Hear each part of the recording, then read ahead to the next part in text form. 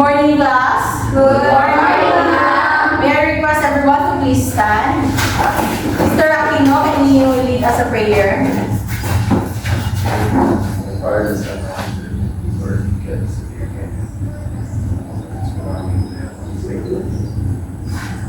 Thank you. Please be seated, everyone. So, Miss Secretary, may absent po ba tayo ngayon? Wala po, ma'am. Okay. So, bago tayo magsisimula, may papakita akong video sa inyo. At mag-observe kayo kung ano yung mga importante, mga detalye at isulat niyo ito sa scratch paper. For today is about the qualities of an officiating official. The role of an officiating official is very crucial in a sporting endeavor. So now, I have a question. So, Miss Inaguas, can you please stand? So, base sa pinakita kong video, ano ang napapansin mo doon? About qualities, ma'am. Yes po. Based po sa video is more on about physical health, about paano mag-act as isang officiating official. Okay, very good. So, bago tayo pupunta sa ating bagong topic, is magkakaroon muna tayo ng activity. After the teacher will give the instruction, the students are expected to go to their specific group and start making their activity. This is the group 1 and this is the group 2. And isusulat nyo ito sa one whole sheet of paper, okay? You will go to your group. Sige mo na yung mga paper ninyo at mamaya is babasahin nyo dito sa harap. So, our objective for today is, at the end of the lesson, students are expected to analyze the cognitive skills needed for officiating, ensuring fair play in sports, showcase improved physical abilities essential for effective officiating, and demonstrate and increase awareness of the ethical responsibility of officiating officials, fostering a positive sporting environment. So, what is qualities of officiating official? Mr. Aaron, can you please read? So, an officiating official fulfills various functions and duties depending on the sport and the nature of the competition. The following are some of the qualities to be considered. So, first one, thank you. So, the first quality is the physical quality. So, what is physical quality? So, this quality refers to the physical attributes of an officiating to the official. An officiating official needs to catch up with every detail of what the athlete or player do on court. Next is social qualities. Social qualities refer to the ability to deal with others at any given situation.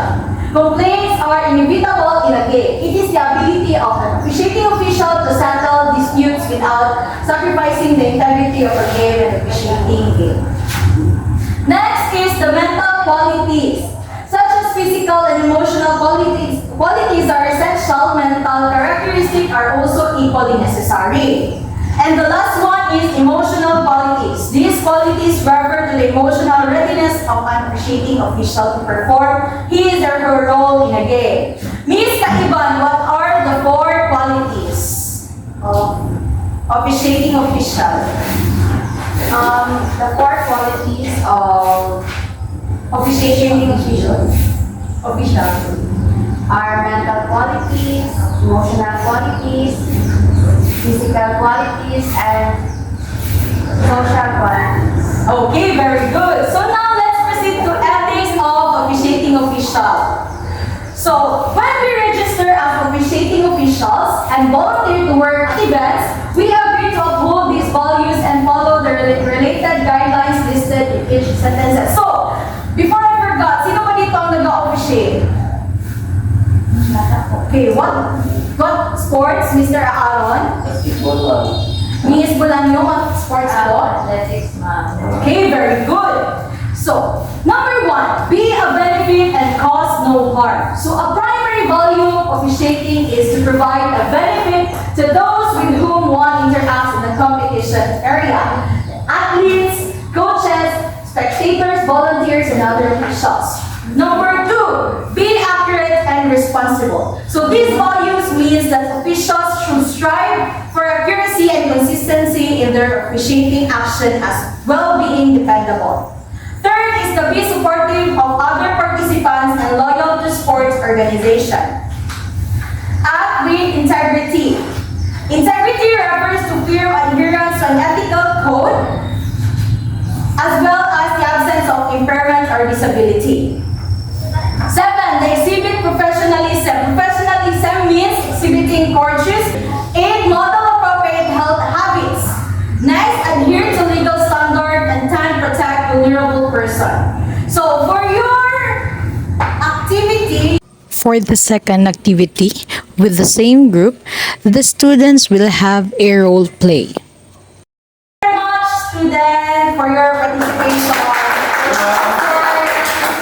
For your assignment, in a short bond paper, observe a game. It's either volleyball, basketball, soccer, futsal, and list down the qualities that you observe on a referee. So the deadline will be on June 28, 2024. So do you have any clarification, everyone? None. None. Okay, so that's the end of our topic.